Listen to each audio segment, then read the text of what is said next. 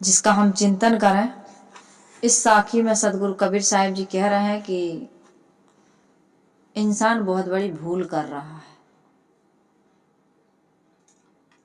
कई प्रकार की भूल है हम सबके जीवन में, जिसमें आज सदगुरु कबीर साहिब जी कह रहे हैं कि तुम्हें जो ये जीवन मिला हुआ है, मनुष्य का जीवन, ये क्या है?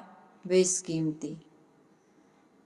ये रत्न से तुलना कर रहे हैं सदगुरु कबीर साहिब जी यहाँ कि मानव जीवन जो है, शरीर रत्न नहीं, शरीर भी कह सकते हो। मानव जीवन सर्वश्रेष्ठ भूमिका है।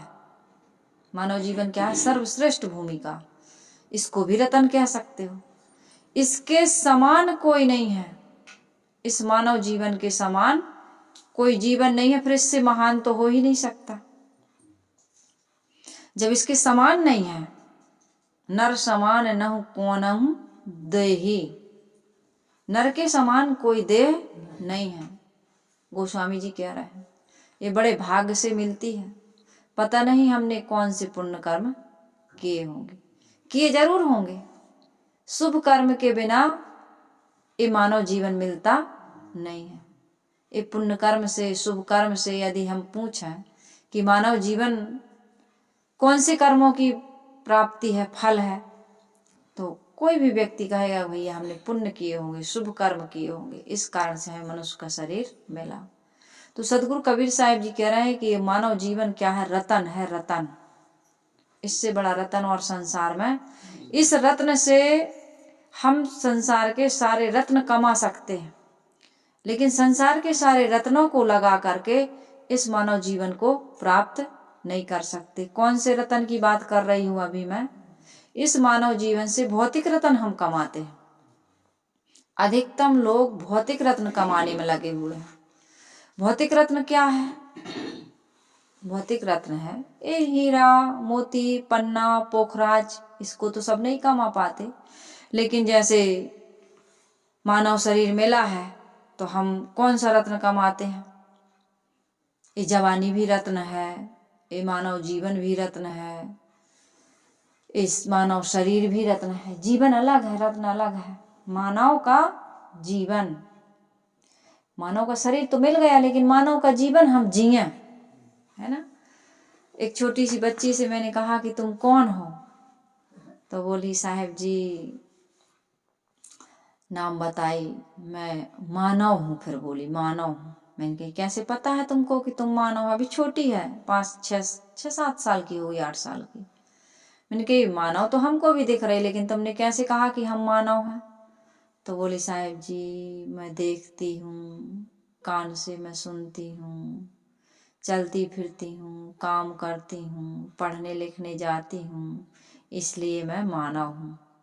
बाकी और पशु पक्षी ये तो कुछ भी नहीं जानते, कुछ भी नहीं करते हैं, ये स्वाभाविक कर रहे हैं। हमने कहा इतना बढ़िया आपने जवाब दिया है, किसने बताया?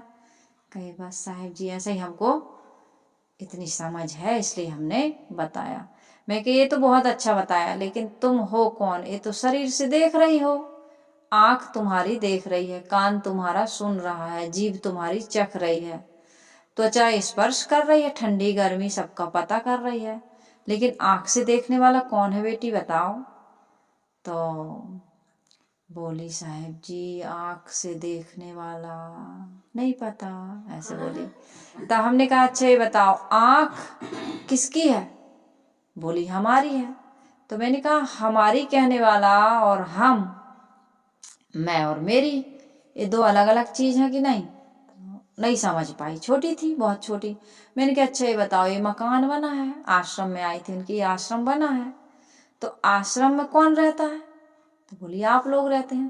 तो हमने कहा हम लोग रहते हैं मकान में, तो हम और हमारा मकान एक ही है कि अलग अलग है? तो सोच के बताए कि अलग अलग है। तो हमने कहा हम इस घर को क्या कहेंगे, इस मकान को, इस आश्रम को क्या कहेंगे? कि मेरा आश्रम। यही तो कह रही हो ना, मेरी आंख। हम कहेंगे मेरा आश्रम, तो मेरी आंख और मेरा आश्रम अलग अलग हुए ना? बोले हाँ अलग अलग हुए। तो हमने कहा मेरी आंख, तुमने कहा कि मैं आंख से देखती हूँ, मतलब तुम देखने वाली अलग हो, तो बताओ वो चीज कौन है, क्या है? तो साहब जी नहीं जानते हैं, आप बताइए। तो मैंने कहा मैं देखती हूँ आत्मा वारे दृष्टव्यो श्रोतव्यो मंतव्यो, जो गीता में श्लोक आया है, गुरुदेव जी इसको खूब बताया करते थे। आत्मा ही देखने वाली है, आत्मा ही सुनने वाली है, आत्मा ही ज्ञान प्राप्त करने वाली है। आत्मा की उपस्थिति में ही सारे कार्य हो रहे हैं, लेकिन हम उसको नहीं देख रहे हैं। हमारा मन क्या हो गया, आंख से देखे तो जो दिखा रूप, उसमें हम आसक्त हो गए।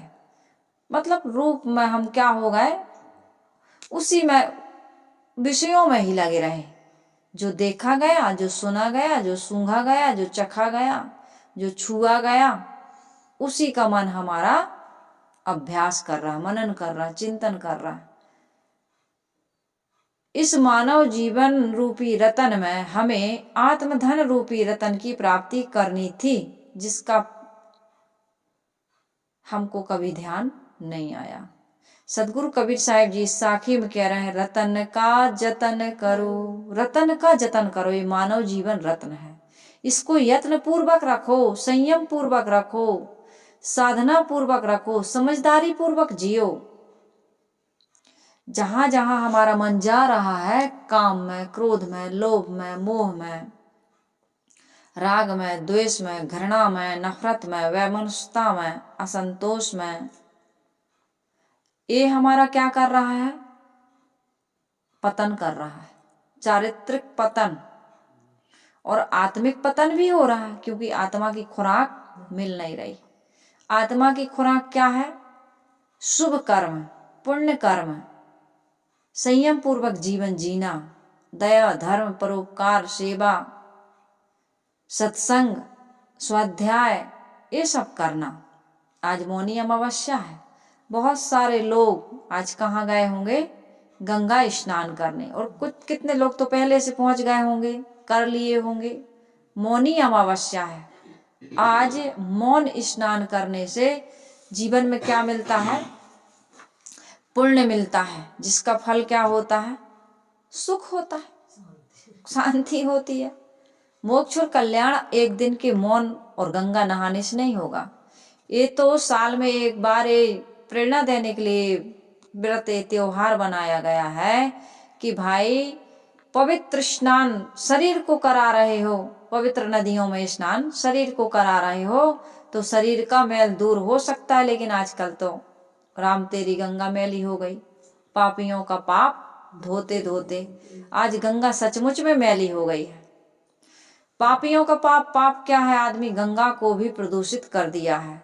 गंदगी, गटर, गंदी गंदी नालियां, कारखानों के जो भी गंदगियां हैं सब कहाँ डाल दिए, नदियों में।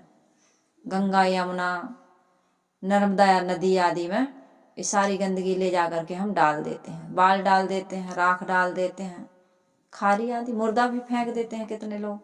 तो ये हो गया है। तो मैं ये कह रही थी कि मौन रहना, यानी कि मौन केवल वाणी से नहीं रह जाता है। मौन का अर्थ है कि प्रत्येक इंद्रिय पर संयम हो। जो व्यक्ति की प्रत्येक इंद्रिय पर संयम नहीं होता है, उसका मौन एक दिन की मौनी अमावस्या से कोई विशेष लाभ होने वाला नहीं है। जैसे आपको अनाज बेचना है तो कहते हैं भैया थोड़ी वानगी ले आना, थोड़ा सा ले जाता है किसान और उसको देख करके फिर वो भाव बताता है कि भाई इस टाइप का यदि माल है, और ऐसा ही होना चाहिए जैसा ये लेके आए हो, जैसा लेके आए हो वानगी ऐसे ही पूरा माल होना चाहिए, तब आपका इस भाव में बिक जाएगा। तो हम जो आज मौनी अमावस्या मौन होकर के स्नान कर रहे हैं, गंगा में स्नान, उसका अर्थ क्या है कि जीवन भर मौन रहना, यानी अनावश्यक मत बोलना, मौन रहे या हरियस गावे।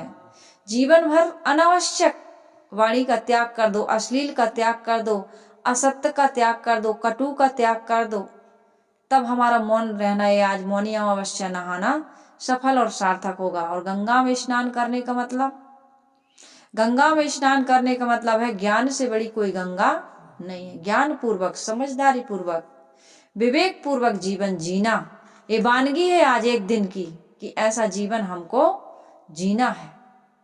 सुबह सुबह स्नान कर लिए होंगे लोग 4 बजे से, 3 बजे से, कितने तो 2 बजे से। गई थी पिछले साल, पिछले साल तो नहीं गई, बहुत साल पहले तो कितने बजे स्नान करने गई थी? 2 बजे रात से। वहां तो इतनी भीड़ है 2 बजे रात से, क्योंकि 12 बजे के बाद दूसरा दिन लग जाता है। रात के 12 बजे के बाद दूसरा दिन लग जाता है। जैसे आप ट्रेन में कभी यात्रा करेंगे तो जैसे 2 तारीख और आपकी 1 बजे ट्रेन है, AM और PM रहता है। तो यदि AM में है 1 बजे तो आपको 12 तारीख का टिकट नहीं बनाना है, वो 13 का बनाना है, क्योंकि 12 बजे के बाद 13 तारीख लग जाती है। जैसे आज 12 है तो आज रात के 12 बजे के बाद 13 तारीख लग जाएगी। ये रेलवे का नियम है। तो ये रेलवे का नियम नहीं है, ये प्रकृति का नियम है। वो रेलवे वाले सही बताते हैं। तो मैं ये कह रही थी, कबीर साहिब जी क्या कह रहे हैं? रतन का जतन करो। ये रतन क्या है? शुभ कर्म, आत्मा, मानव जीवन और मानवीय गुण, ये रतन है। संयम, सदाचार, सादगी, सेवा, स्वाध्याय, सत्संग, ये हमारे जीवन को क्या बनाते हैं? सचमुच में रतन बना देते हैं, अनमोल बना देते हैं। मीराबाई ने यही किया। उनको भी मिले थे बाहरी रतन, घर परिवार और राजपाट सब कुछ मिला था, लेकिन उन्होंने उस रतन को ठुकरा दिया। हमको ठुकराने की आवश्यकता मन से ठुकराना है। मन से हम धन कमाते हैं, धन संग्रह करना चाहिए, लेकिन मन भी दे देते हैं। मन भी रतन है हमारा, प्रेम भी रतन है, मन भी रतन है, शरीर भी रतन है, आत्मा भी रतन है, सत्कर्म पुण्य कर्म भी रतन है। ये अच्छी चीजें हैं, इनकी कोई कीमत, इनकी कोई तुलना, इनका कोई मोल नहीं है संसार में। इसलिए साहिब कह रहे रतन का जतन करो। ये रतन है, ये भोग, ये वासना, ये राजपाट, ये धन, ये पुत्र, ये परिवार, ये भौतिक जीवन के लिए आवश्यक है, लेकिन इनसे ज्यादा आवश्यक क्या है? इनके साथ धर्म पूर्वक बर्ताव करना, नीति न्याय पूर्वक जीवन जीना, संयम सदाचार पूर्वक जीवन जीना, यही कहलाती साधना, यही है सत्संग का फल। ऐसा जीवन जी करके हम आत्म धन रूपी रतन पा सकते हैं। मीराबाई ने कहा ना, पायो जी मैंने राम रतन धन पायो, पायो जी मैंने राम रतन धन पायो। राम रतन धन, राम है हमारी अंतर आत्मा, इससे बड़ा राम कहीं नहीं मिलेगा। अंतर आत्मा से बड़ा राम कहीं नहीं मिलेगा। राम हमारे अंदर है। जिस व्यक्ति का मन, इंद्रियां आराम पा जाती हैं, आराम, हमारे जीवन में कहाँ आराम है? राम कहो आराम मिलेगा, सुबह नहीं तो शाम मिलेगा। बचपन में मैंने एक कविता पढ़ी थी, आराम करो, जग में रहकर कुछ काम करो, कुछ ऐसे कविता थी, हम लोग खूब गाते थे। किसकी कविता है? एक कविता YouTube पर सर्च करके देखना पड़ेगा, गूगल पर। तो ये कविता है, शायद दिनकर की है, किसकी है नहीं याद है, लेकिन इस कविता को हम लोग खूब गाते थे। तो मेरे कहने का मतलब है, आराम में ही राम है। हमारा मन, हमारी इंद्रियां कहाँ आराम कर रही? आराम करती कभी? बेहोशी में सो जाते हो। खूब भूख लगती है तब कहीं नौजवान खाने को बैठता है, जो मिला खा लिया। नशा में, अन्न के नशा में थोड़ा सो जाता है। रात्रि के अंधेरे में आराम कर लेता है। यदि रात न बनी होती तो आदमी आराम, मजदूर तो आराम कर लेते हैं, लेकिन मालिक नहीं चाहता कि इतनी जल्दी दिन डूब जाए। मालिक को दिन छोटा लगता है और मजदूर को दिन बड़ा लगता है। आदमी जितना जितना बड़ा हो जाता है, होता जाता है, उतना उतना उसका मन छोटा होता जाता है। धन की उतनी उतनी कमी, बचपन में थे तब किसी चीज की कमी होती थी, चिंता होती थी, कुछ भी कमी नहीं, कोई भी चिंता नहीं। तो मैं कह रही हूँ रतन का जतन करो, माड़ी का श्रृंगार। ए शरीर, ए संसार, ए माड़ी का श्रृंगार है। ए धन संपत्ति, पद प्रतिष्ठा, यौवन, जवानी, जो कुछ भी है, ये क्या है? माड़ी का श्रृंगार। जानते हो माड़ी, कपड़े पे माड़ी चढ़ी रहती थी, खुरदुरा कपड़ा, बड़ा चिकना चिकना लगता था, और धोए तो खुरदुरा। इसी प्रकार से माड़ी, कहीं बाजार, अभी देखो मकर संक्रांति में जनवरी से मेला लग गया होगा जगह जगह, चाहे प्रयाग का हो चाहे नर्मदा नदी के घाटों घाट मेला लगे है ना। अपने क्षेत्र में तो नर्मदा नदी है तो खूब मेला, बरमान का, साकर का, झांसी घाट का, ग्वारी घाट का, तिलवारा घाट का, सब कहीं जगह जगह पर। अपन इतना ही जानते हैं। होशंगाबाद में, भड़ोच में लगा होगा। अब जहाँ का जानती हूँ वहीं का बता रही हूँ।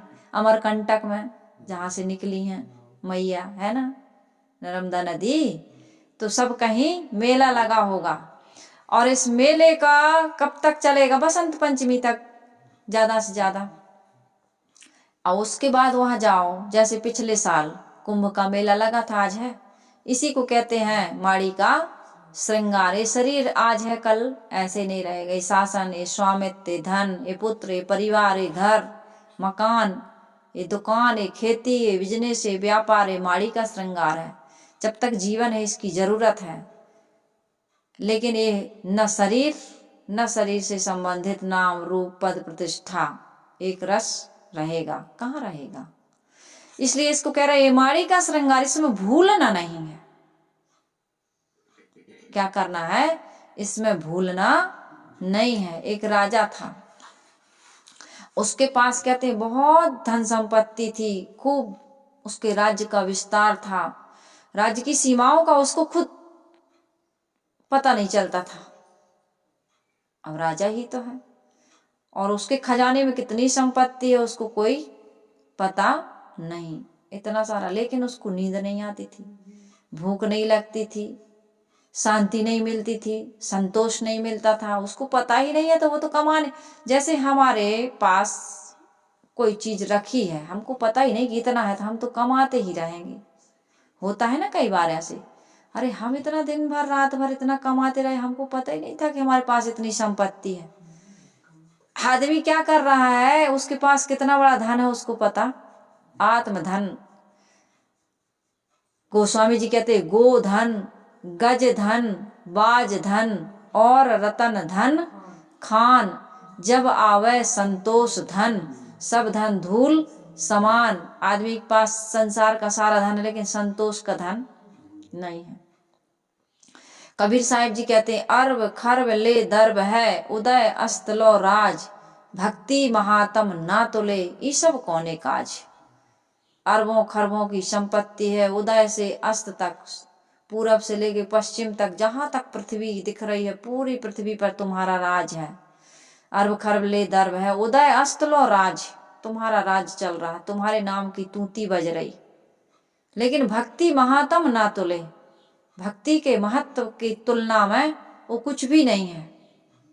भक्ति क्या है?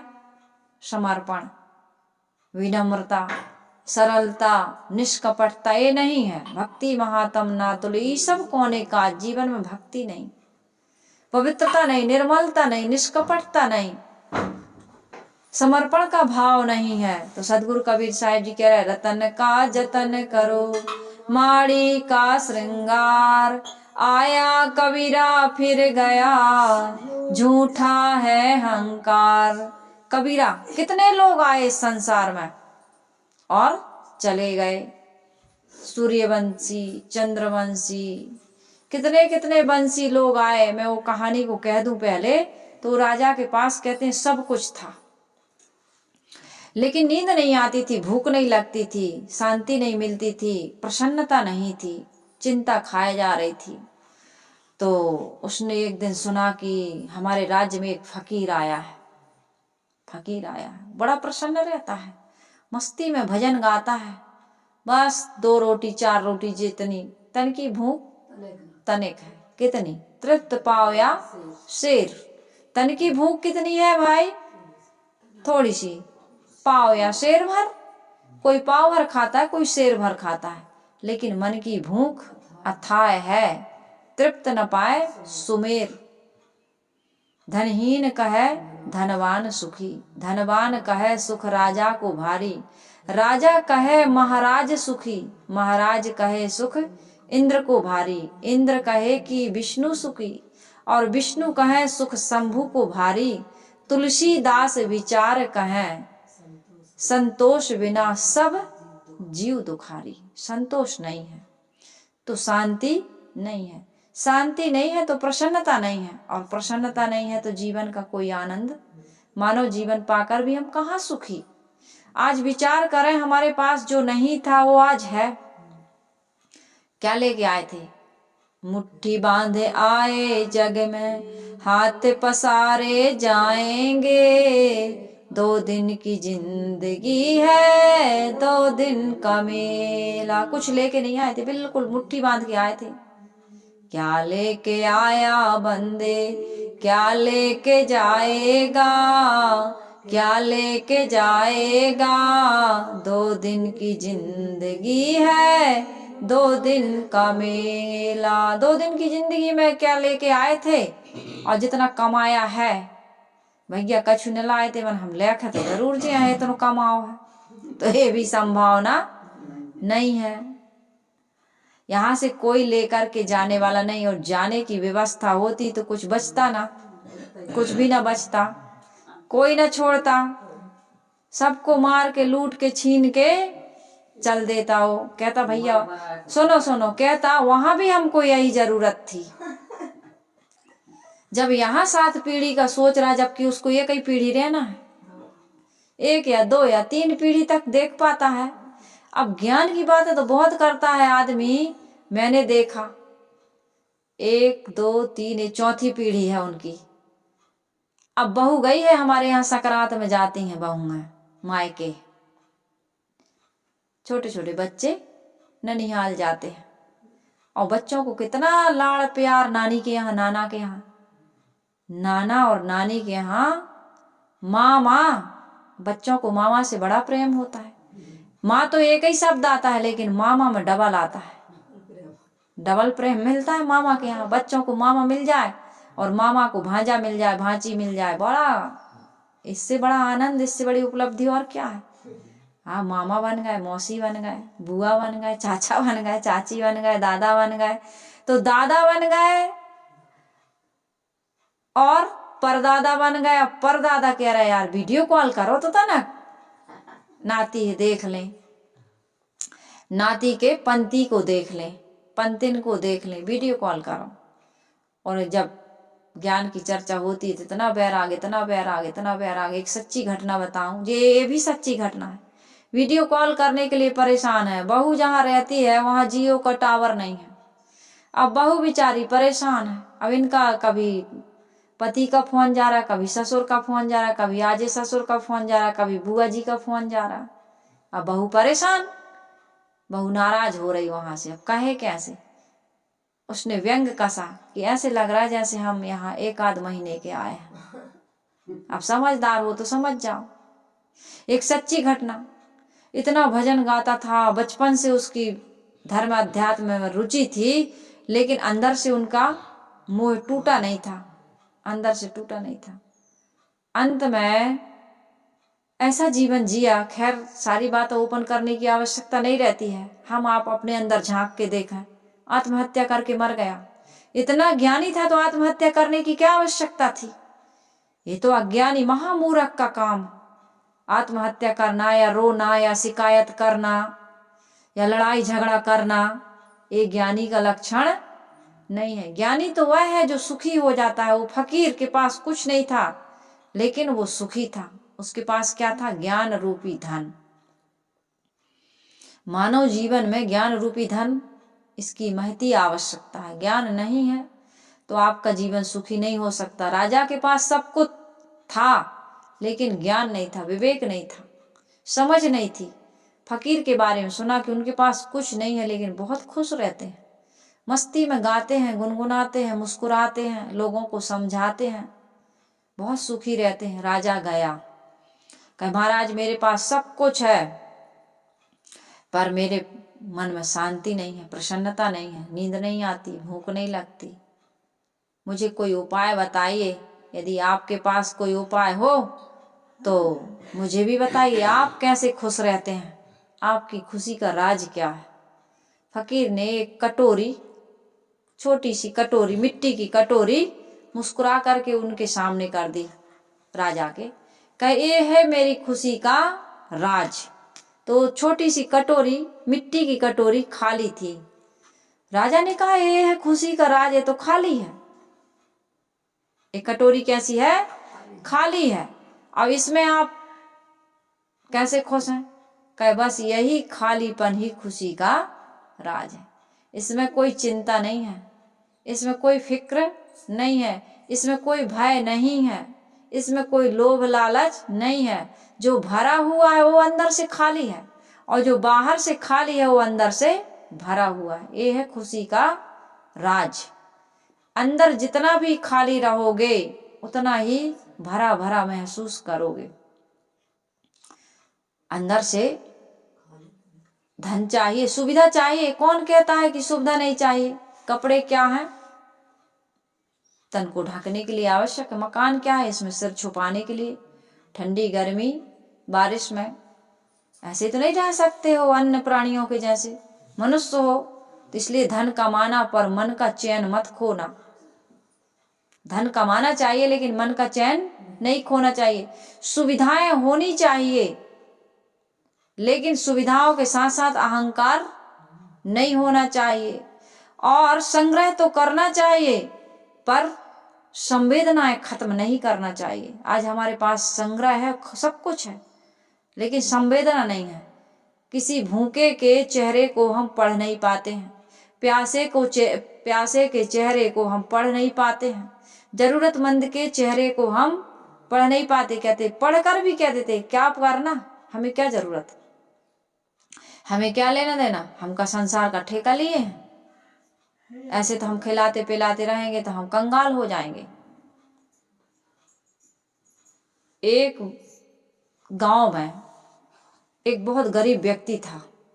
गरीब व्यक्ति के मन में आया कि चलो शहर जाकर के कुछ कमाते हैं, क्योंकि गांव में तो उतना सुविधाएं नहीं रहती हैं। वो शहर चला गया और उसने एक छोटी सी होटल डाली। होटल चाय नाश्ता की, समोसा जलेबी पोहा, एक ही होटल छोटी सी डाली। मेरे एक भक्त ने डाली है, शायद वो सुने तो उनको भी कुछ समझ में आए।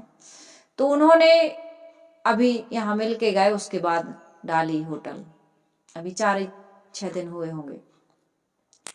तो उसने होटल डाली और इतना ईमानदारी से, इतना लगन से, इतना श्रद्धा भाव से कि मैं लोगों की पूजा कर रहा हूँ, इस ढंग से वो भोजन बनाता। जो भी उसमें होटल में सामान रखता उस ढंग से बड़ी पवित्रता के साथ, और पवित्रता भीतर बाहर की दोनों, और ईमानदारी से सिर्फ मेहनत का लेता। इतनी भीड़ लगने लगी उसके पास, लोग आने लगे, धीरे धीरे उसकी बहुत बड़ी होटल बन गई, बहुत बड़ा मालिक बन गया। वो वहाँ नौकर चाकर काम करने लगे, मैनेजर रहने लगा, है ना। और मालिक कुर्सी पर बैठ करके 10-50 साल का हो गया होगा उम्र। बहुत भीड़ आती, बहुत लोग आते, उस भीड़ में एक गरीब व्यक्ति आता और चुपके से भोजन करके भीड़ में और चला जाता। ऐसा करते करते उसको कई दिन बीत गए। अब सीसी कैमरा वगैरह सब लगे हुए थे, मालिक तो देख रहा था कि कौन आया, कहाँ बैठा, कैसे खाया, सब जगह कैमरे लगे थे। कई दिनों तक, कई वर्षों तक वो व्यक्ति उस होटल पर भीड़ में आता और चुपके से खा करके बिना पैसा, उसके पास कुछ था नहीं, गरीब था बिल्कुल। लेकिन गरीब हो या अमीर, भूख तो सबको लगती, गरीबों को ज्यादा लगती, अमीरों को तो पैसे में भूख मिट जाती। उनको तो कमाने में ही लगा पैसे की गर्मी, है ना, तो उनको भूख नहीं लगती, क्योंकि भूख भी मन से होती है, कुछ तन से और कुछ मन से भी होती। अब इनका मन फंसा है कमाने में, जैसे अच्छा काम में मन लग जाए तो भूख मिट जाती, याद भी नहीं आता, भूख प्यास शरीर की क्रियाएं भूल जाते हैं। ये साइंटिस्ट, वैज्ञानिक लोग, ये संत महात्मा, ये ऐसे थोड़ी खाते हैं दिन भर। उनको तो जब शरीर की मांग, भूख लगे, कितने तो ऐसा रहता है उनको किसी किसी दिन याद भी नहीं रहता कि आज मैंने खाया नहीं। तो गरीब आदमी था, बेचारे को भूख लगती थी, तो ऐसे नहीं कि दिन में एक बार जाता था उसकी होटल पर।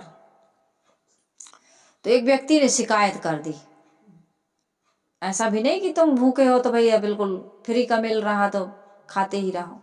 ईमानदार था। अब भूख भूख में ईमानदारी क्या करे बेचारा, 24 घंटे में एक बार तो चाहिए। तो जाता था, पेट भर खा के डर के मारे चुपके से भाग आता था, लेकिन मन से बड़ा शुक्रिया अदा करता था, धन्यवाद देता था और उसके लिए दुआएं और प्रार्थनाएं करता था।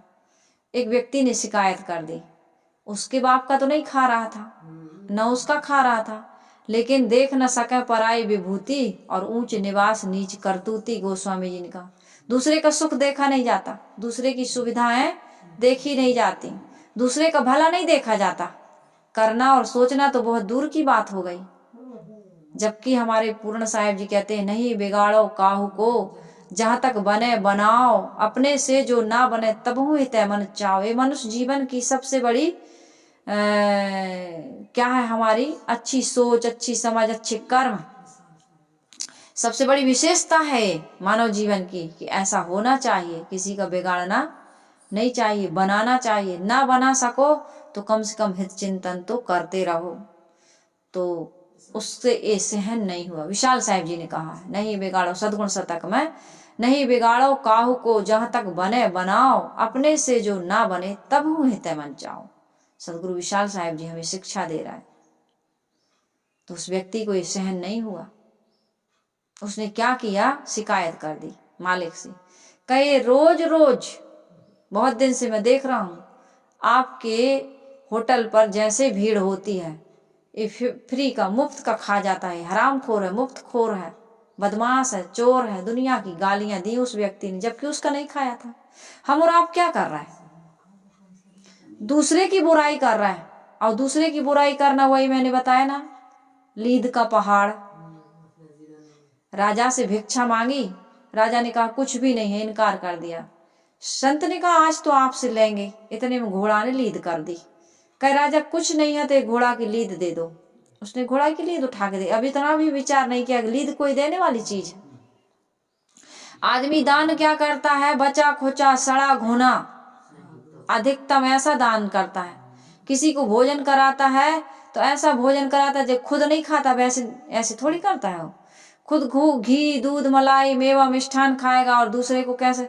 अरे गरीब को तो इतना अच्छे से खिलाओ कि याद करे, उसकी आत्मा तृप्त हो जाए और आशीर्वाद दे दे। लेकिन गरीबों के लिए अलग लड्डू बने त्योहार में। अब कैसे बने, मैं तो बचपन में हमारे गुरुदेव जी भी बताते थे, माँ उनकी, गुरुदेव जी की माँ पूड़ी बना रही थी, छोटी छोटी सी पूड़ियां, जिसको अपने यहाँ कहते हैं अठवाई। तो गुरुजी ने पूछा कि माँ ये किसके लिए बना रही हो। कहे बेटा भगवान के लिए, देवी के लिए। कहे छोटी छोटी सी देवी के लिए और बड़ी बड़ी खुद के लिए। तो ऐसा करते हैं आदमी। सास के लिए कुछ अलग भोजन, ससुर के लिए कुछ अलग चाय, नौकर के लिए कुछ अलग चावल। यही कर रहे हैं कि नहीं कर रहे आदमी। जिनके कपट दंभ नहीं माया, और तिनके हृदय बसे रघुराया। और कामी कपटी क्रोधी लोभी लालची ईर्षालु, इसके अंदर कभी भगवान का दर्शन नहीं हो सकता है। तो आत्मा संत से किसी राजा ने पूछा कि ऐसा तुम्हारे पास क्या है कि तुम सुखी हो, और मेरे पास क्या नहीं है फिर भी मैं दुखी हूं। संत ने कहा तुम्हारे पास वो नहीं है जो मेरे पास है। राजा ने कहा क्या नहीं। कहे बेटा तुम्हारे पास होते हुए भी वो नहीं है जो मेरे पास है। कहे होते हुए भी नहीं है, ऐसा कैसे। कहे तुम्हारे पास आत्मा का ज्ञान नहीं है। आत्मा तो है लेकिन आत्मा का ज्ञान नहीं है, इसलिए होते हुए भी तुम्हारे पास वो चीज नहीं है जो मेरे पास है। मेरे पास भी आत्मा है लेकिन मेरे पास आत्मा का ज्ञान है। आज इंसान के पास यही ज्ञान तो नहीं है, यही ज्ञान नहीं है कि सिया राम मैं सब जग जानी। इनके साथ सुंदर व्यवहार, ईमानदारी का व्यवहार, समझदारी का व्यवहार, विवेक विचार पूर्वक व्यवहार करो। घोड़ा की लीद दी उस राजा को। संत ने कहा कि जो दिया है वो दिन दूना रात चौगुना बढ़े। तो पहाड़ लग गया लीद का, परेशान हो गया।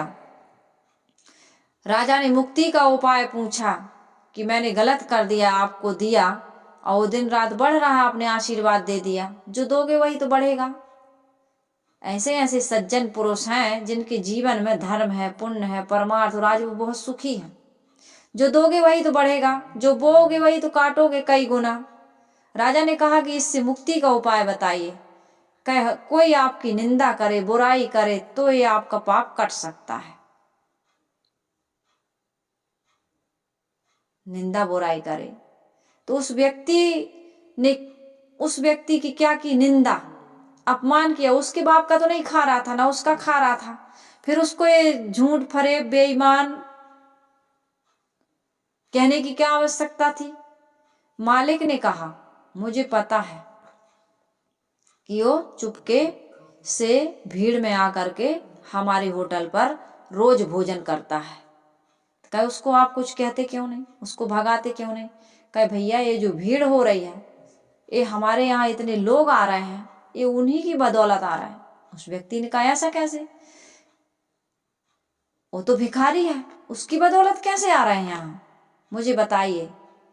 बड़ी शांति से, बड़ी प्रसन्नता से उसने कहा कि वो घंटों, 2-2 घंटा, 3-3 घंटा बैठ करके प्रार्थना करता है उसके ईश्वर से, उसके भगवान से कि हे भगवान, इस होटल पर कब भीड़ बढ़े और उस भीड़ में जाकर के मैं भोजन करके आ जाऊं।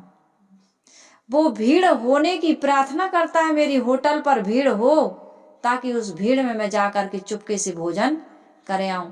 यदि मेरी होटल पर भीड़ है तो उस फकीर की दुआएं हैं, उस भिखारी की दुआएं हैं। जिसके हमारे जीवन में पता नहीं किसकी दुआ लगी है, और किसकी बद्दुआ लग जाए तो हमारे जीवन का सब कुछ जो मिला है वो चौपट हो जाए। इसलिए भाई हमेशा जीवन में ये याद रखना, माड़ी का श्रृंगार, ये धन दौलत ये माड़ी का श्रृंगार है, ये असली धन नहीं है। असली धन क्या है? शुभ कर्म, पवित्र कर्म, अच्छी भावना, अच्छे विचार। यदि जीवन में नहीं है तो अच्छे कार्य हो ही नहीं सकते हैं। इसलिए हमारे जीवन में कपड़े तो हैं पर तन में चरित्र नहीं है। कपड़े बहुत महंगे महंगे पहन रहा है, खूब सुंदर सुंदर आभूषण हैं, लेकिन सबसे बड़ा आभूषण क्या है, सबसे बड़ा गहना क्या है? चरित्र का गहना।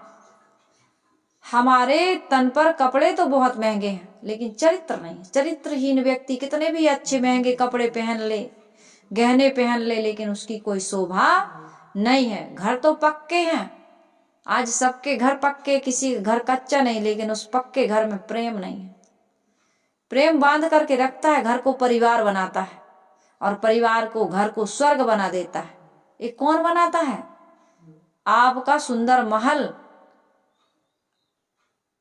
आपके घर को, परिवार को स्वर्ग नहीं बना सकता। उस परिवार में, उस घर में रहने वाले लोगों का प्रेम घर को क्या बनाते हैं? स्वर्ग बनाते हैं। मंदिर आलीशान हो पर उसमें भगवान ना हो, मूर्ति ना हो, किसी काम का है। भोजन बड़ा स्वादिष्ट बना लेकिन उसमें नमक नहीं है। एक घर में कहते हैं बहू और बेटी दोनों की शादी, मतलब बेटा और बेटी थे, दोनों की शादी हो गई। बेटी ससुराल चली गई और बेटा के शादी हुई तो बहू घर में आ गई। तो सास बहू में भारी प्रेम, एकदम प्रेम से रहा करती थी। माँ बेटी का प्रेम भी फैल हो जाए, क्योंकि समझदार थी दोनों। दोनों तरफ से समझदारी होना चाहिए, बहू को भी समझना चाहिए और सास को भी समझना चाहिए। एक दिन कहते हैं कोई संत आए, उन्होंने पूछा कि माँ जी, बेटी में और बहू में क्या फर्क है? संत ने पूछा, भाई वो तो परिवार बचपन से ही त्याग चुके थे और उनको तो सब परीक्षण करते रहते हैं, लोगों से मिलते हैं तो पूछते रहते हैं, और इसी मानसिकता को देखकर, व्यवहार को देखकर वो प्रवचन बनाते हैं, लोगों को समझाते हैं। तो उन्होंने पूछा बहू और बेटी में क्या फर्क है। सास ने कहा कि महाराज जी बेटी तो मिठाई है और बहू नमक है। तो बहू ने सुन लिया, वहीं काम कर रही थी। बहू समझ नहीं पाई, थोड़ा सा समझ कम थी उसकी। अब अनुभव तो कम ही है भाई, पढ़ी लिखी है, लेकिन जीवन की पढ़ाई जो होती है वो अलग होती है। बुजुर्गों के पास तजुर्बा होता है, अनुभव होता है, और अनुभव का ज्ञान सबसे बड़ा होता है। तो बहू नाराज हो गई, दुख लगा उसको कि बेटी मिठाई है और बहू नमक है। तो उसने सुबह से शाम हो गई, रोज बातचीत होती थी, हंसती थी, मुस्कुराती थी, खाने को कहती थी, एक थाली में खाते थी। आज भोजन तो दिया लेकिन बोली नहीं, हंसी नहीं, मुस्कुराई नहीं। तो कहा कि शाम हो गई, दूसरा दिन हो गया, फिर भी बातचीत, मन थोड़ा सा बहू का वैसा नहीं था जैसे पहले था। तो सास ने पूछा दोपहर में, नहीं बताई, टाल मटोल कर गई। रात हुई, सारा काम हुआ, तब बहू के पास गई। बेटी क्या हुआ, 2 दिन हो गए तुम खुश नहीं हो, मायके की याद आ रही, माँ की याद आ रही है, भाई बहन की याद आ रही, सिर में दर्द है, लाओ ठंडा तेल लगा दूं, मालिश कर दूं, क्या बात है। कहे नहीं कुछ नहीं है। बहुत पूछा, कहे तुम मुझे पराया समझती हो, अपनी माँ नहीं समझती, बताओ बेटी क्या है। दुख में सुख में मैं ही तो साथ दूंगी और तुम मेरा साथ दोगी, तो मुझे बात नहीं बताओगी, कारण नहीं बताओगी तो सुखी कैसे रहोगी। तो कहा माँ जी और तो सब बढ़िया है, आप इतना प्रेम से रखती हो, इतनी अच्छी बातें करती हो, हमारा साथ भी देती हो, सहयोग करती हो, सारी चीजें, लेकिन आपने ऐसा क्यों कहा कि बहू नमक है और बेटी मिठाई है। कहा बेटी तू समझ नहीं पाई, बेटी मिठाई इसलिए कही, मिठाई कभी कभी खाते हैं अपन, तीज त्योहार में कभी बनती है जलेबी, गुलाब जामुन, इमरती कभी खाते हैं। मुंह पानी तो नहीं आ रहा मीठा खाने वालों को पानी आ जाता है ना। तो मिठाई कभी कभी खाते हैं, खाते हैं नहीं। बेटी मेरी ससुराल चली गई, कभी कभी आती है और उसको कभी कभी आना भी चाहिए।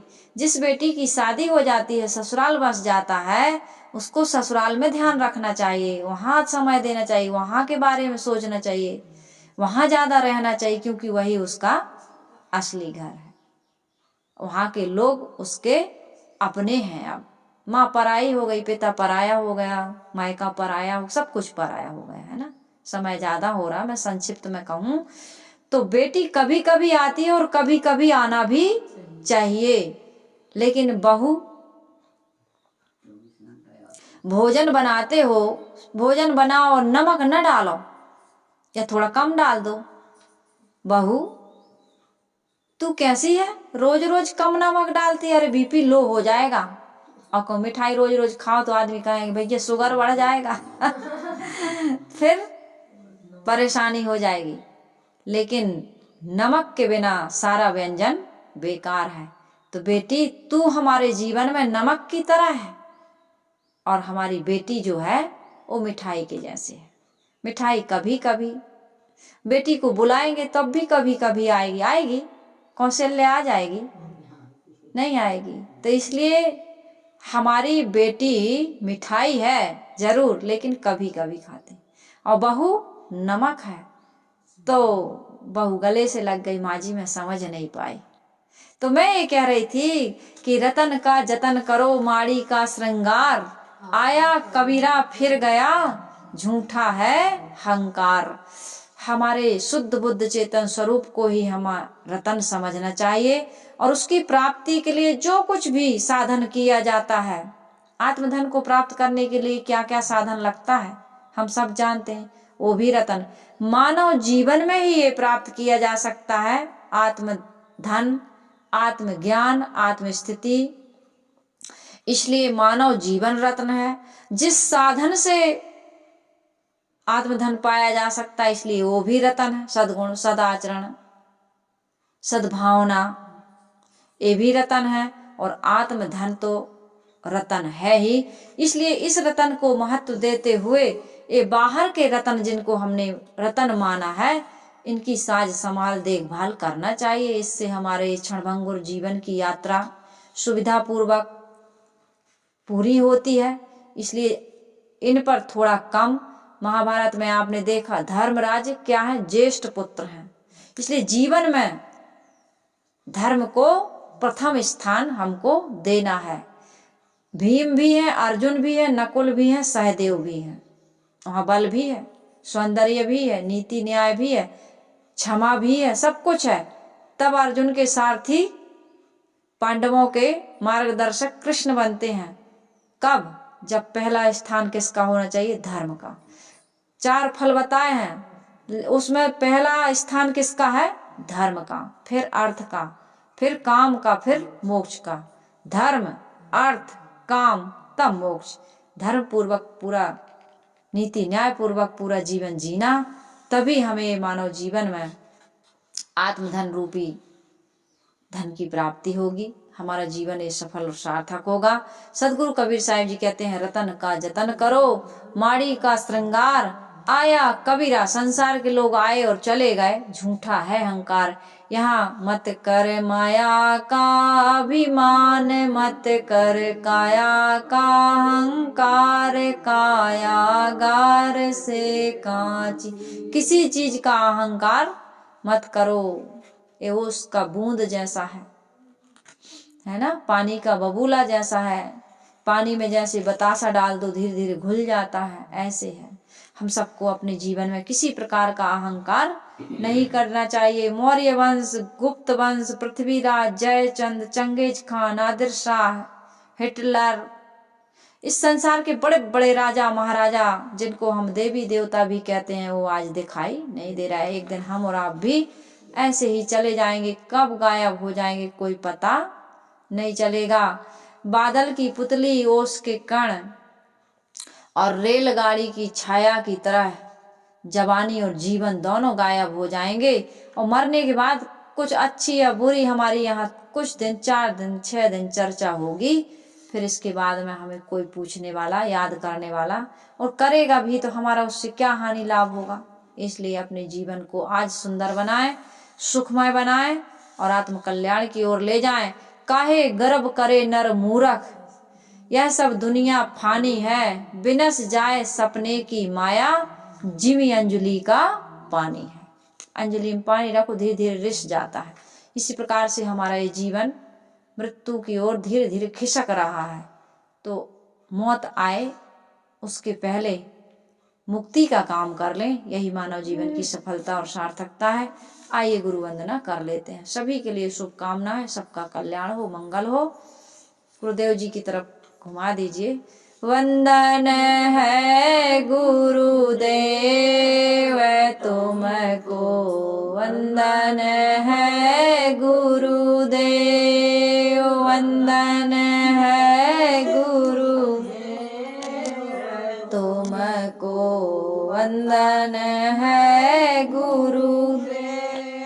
काल जाल के फंदा भारी, काल जाल के फंदा भारी, परख लखायो बेव तुमको, परख लखायो बेव तुमको, वंदन है गुरुदेव, वंदन है गुरुदेव तुमको, वंदन है गुरुदेव। वेद शास्त्र सवे खोजत हारे, वेद शास्त्र सवे खोजत हारे, मर में ना जानत केव तुमको, मर में ना जानत केव तुमको, वंदन है गुरुदेव, वंदन है गुरुदेव तुमको, वंदन है गुरुदेव। गुरु समान और को दाता, गुरु समान और को दाता, करिए सेव तुमको, ताकि करिए सेव तुमको। वंदन है गुरुदेव, वंदन है गुरुदेव तुमको, वंदन है गुरुदेव। साहिब कबीर अभय पद दाता, साहिब कबीर अभय पद दाता। पूर्ण परख समेव तुमको, पूर्ण परख समेव तुमको। वंदन है गुरुदेव, वंदन है गुरुदेव तुमको, वंदन है गुरुदेव। साहेब बंदगी, साहेब बंदगी, साहेब बंदगी। बोलिए सद्गुरुदेव की जय, संत समाज की जय, भक्त समाज।